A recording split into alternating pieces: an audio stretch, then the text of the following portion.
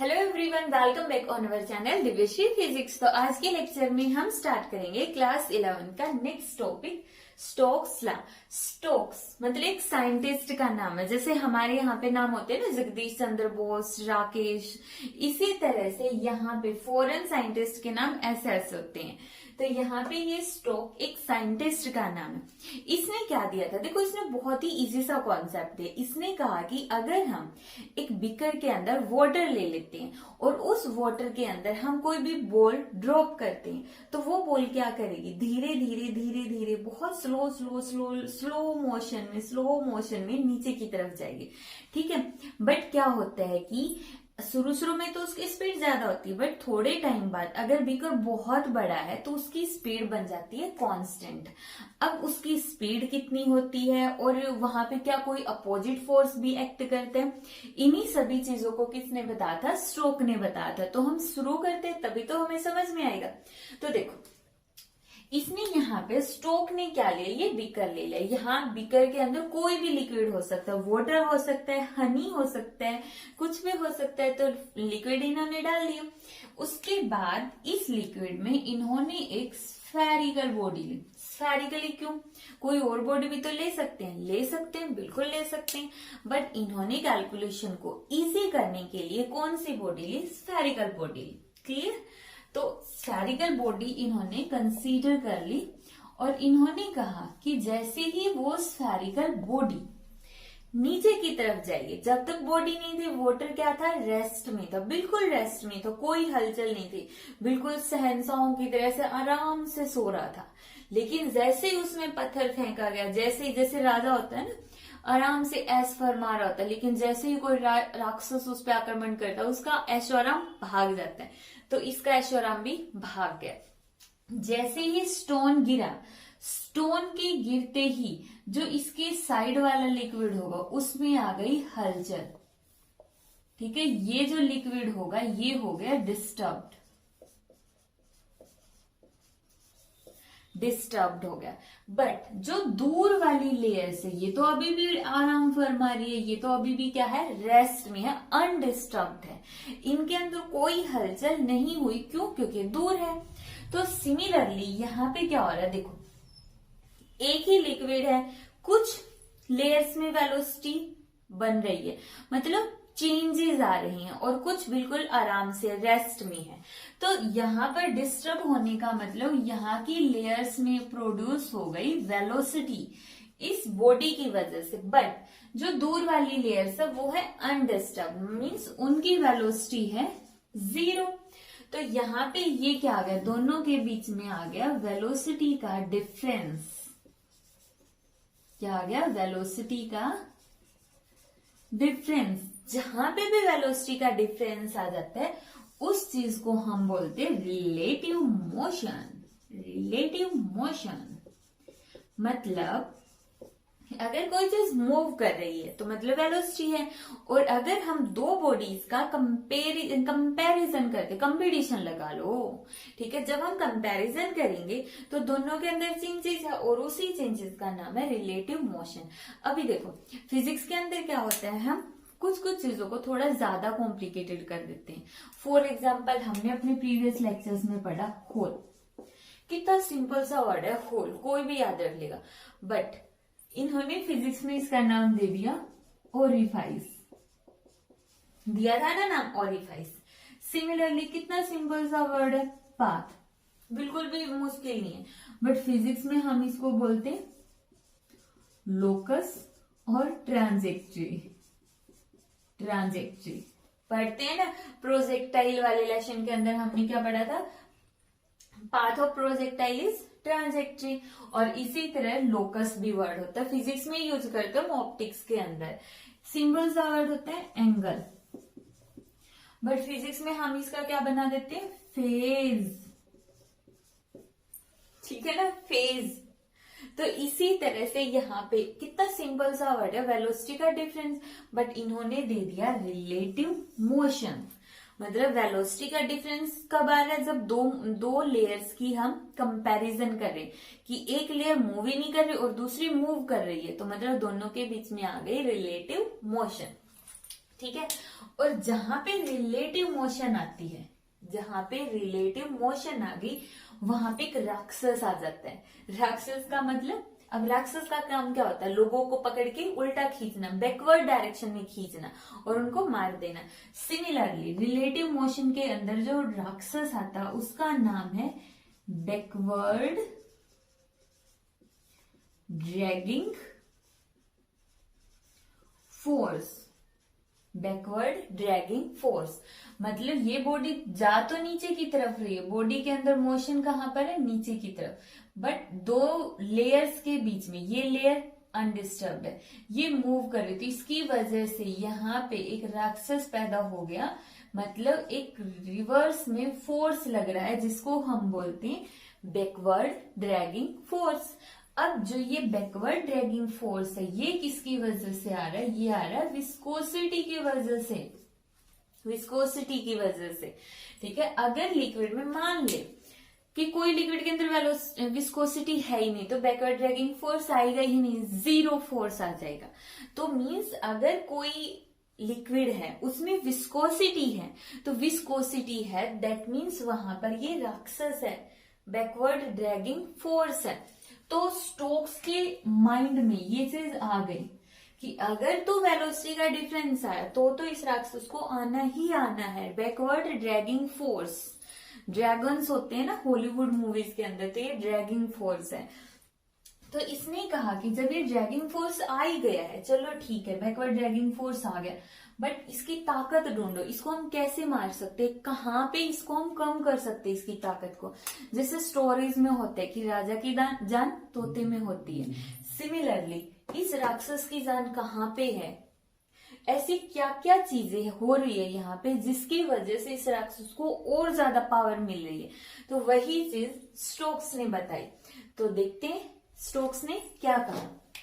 तो शुरू करते हैं हम इसकी मैथमेटिकल एक्सप्लेनेशन। जो थ्योरेटिकल एक्सप्लेनेशन है ये सारी की सारी हमने स्टडी कर ली, बहुत इजी है। ठीक है, तो देखो यहां पे इसने कहा कि जो बैकवर्ड ड्रैगिंग फोर्स आएगा उसकी वैल्यू होगी 6 पाई एटा आर वी। ये निकाल दी थी, अब निकाली कैसे थी वो हम देखते हैं। देखो प्रूफ, अब इसका प्रूफ स्टडी करने के लिए हम यूज करेंगे using dimensional analysis, using dimensional analysis. अब जो डायमेंशनल एनालिसिस है इसका हम फर्स्ट यूनिट के अंदर सारे के सारे बहुत अच्छे से न्यूमेरिकल वगैरह स्टडी कर चुके हैं, और जो इसकी वो होगी वीडियो होगी उसका लिंक आई बटन में मिल जाएगा, तो यहां से क्लिक करके देख सकते हो।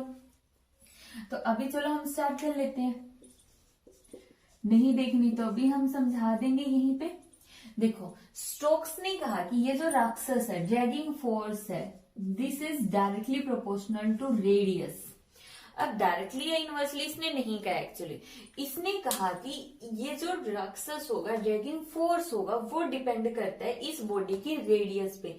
मतलब जो स्फेरिकल बॉडी हम डाल रहे हैं, ठीक है, अगर वो छोटी होगी, ठीक है, तो क्या फर्क पड़ेगा, तो उसकी ताकत बढ़ेगी या कम होगी। अगर वो बड़ी होगी तब क्या फर्क पड़ेगा, अभी तक हमें बिल्कुल भी नहीं पता, सच्ची में ही नहीं पता।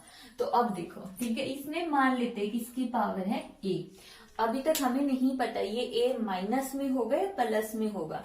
तो बस हमें ये पता है कि जो ये फोर्स होगा रेडियस पर डिपेंड करेगा।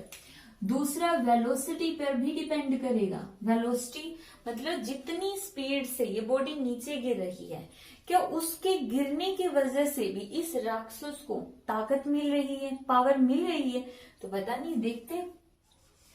थर्ड है विस्कोसिटी, मतलब जो ये लिक्विड है क्या इसके नेचर की वजह से भी इस फोर्स को स्ट्रेंथ मिल रही है, मतलब इसकी वैल्यू कम हो रही है बढ़ रही है, तो ये भी देखने वाले हम। अब देखो प्रोपोर्शनैलिटी का सिंबल हटा सकते हो और इसकी जगह लिख सकते हो के। अगर नहीं लिखना है तो डायरेक्ट लिखो, हर जगह प्रोपोर्शनैलिटी लगाते रहना नीचे तक। अब स्टेप 2, स्टेप 2 के अंदर बहुत इजी है, सभी का डायमेंशनल फॉर्मूला लिख दो। फोर्स का m_l_t-2, r का l और उसकी पावर a, v का l_t-1 और उसकी पावर b। विस्कोसिटी का बताओ क्या होगा विस्कोसिटी का, प्रीवियस लेक्चर में तो हमने स्टडी किया था, इसकी पावर -1, t की पावर -1, m की पावर 1, l की पावर -1, t की पावर भी -1। अब हम क्या करेंगे, इसको सिंप्लीफाई कर लेंगे। सिंप्लीफाई, देखो पूरे के अंदर m यहां पर आ रहा है, m की पावर 1 है, 1 की c के साथ मल्टीप्लाई करेंगे तो c, फिर आता है l, l की पावर a, l की पावर b, l की पावर -c, t की पावर -b, t की पावर -c। अब स्टेप थर्ड के अंदर हम क्या करेंगे, कंपेयर कर दो दोनों side, comparing both sides, comparing both sides. किसको कंपेयर करेंगे, पावर को कंपेयर कर दो सिंपल, या फिर पूरी टर्म को कंपेयर कर दो, रहेगा तो वही। देखो सेकेंड स्टेप क्या बोल रहा है, सेकेंड स्टेप बोल रहा है यहाँ पे लेफ्ट साइड में ये जो टर्म है राइट साइड में इस पूरी टर्म के इक्वल है, ठीक है। बट ऐसा कब पॉसिबल होगा, यहाँ पे तो m की पावर है 1, m की पावर इस साइड में तो कितनी है 1, लेकिन इस साइड में m की पावर है c। अब दोनों इक्वल तो तभी हो सकते हैं ना जब c किसके इक्वल होगा, 1 के इक्वल होगा। तो यहाँ पे c किसके इक्वल आ गया, 1 के इक्वल आ गया। तो एक टर्म तो मिल गई, c की वैल्यू तो हमें पता चल गई। दूसरा l, इस साइड है l की वैल्यू 1 और इस साइड है a plus b minus c, c की वैल्यू 1 -1, a प्लस b -1, इस साइड जाके +1, तो ये आ गई, ठीक है। अब कंपेयर कर दो t की पावर को, t की पावर इस साइड है -2, इस साइड है -b -c, ठीक है। तो यहाँ पे ये क्या बच गया, 2b + c, दोनों साइड से माइनस लो और कैंसल आउट कर दो। अब c की वैल्यू है 1, c की वैल्यू 1, तो b की कितनी आ गई, 1 को इस साइड ले जाओ, 2 में से गया 1, तो b की आ गई 1, c की भी मिल गई वैल्यू, b की भी मिल गई, बट रह गया a, तो यहां से निकाल लो, a प्लस b की जगह 1 is equal to 2, a is equal to 2 - 1 1, a की वैल्यू भी आ गई 1, मतलब सारे 1 1 1 1 1 1 1 1 ही है, ठीक है। स्टेप 4 और लास्ट स्टेप, सच्ची में ही लास्ट स्टेप है, ठीक है। अभी खत्म हो जाएगी टॉपिक, बोर मत होना। तो फोर्थ स्टेप देखो, फोर्थ स्टेप के अंदर क्या हो रहा है कि फोर्थ स्टेप के अंदर ये जो सारी वैल्यूज है इनको फर्स्ट स्टेप में पुट कर दो, simple. F is equal to k r v eta, R की वैल्यू A की वैल्यू कितनी है 1, V की वैल्यू V की पावर B की वैल्यू कितनी है 1, ईटा की पावर C की वैल्यू 1, तो 1, ठीक है। और जब हमने एक्सपेरिमेंट किया तो पता चला K आता है 6 पाई के इक्वल, मतलब यहाँ पे जो कांस्टेंट है K उसकी वैल्यू हमने दे दी है कितनी, 6 पाई, 6 पाई R V ईटा।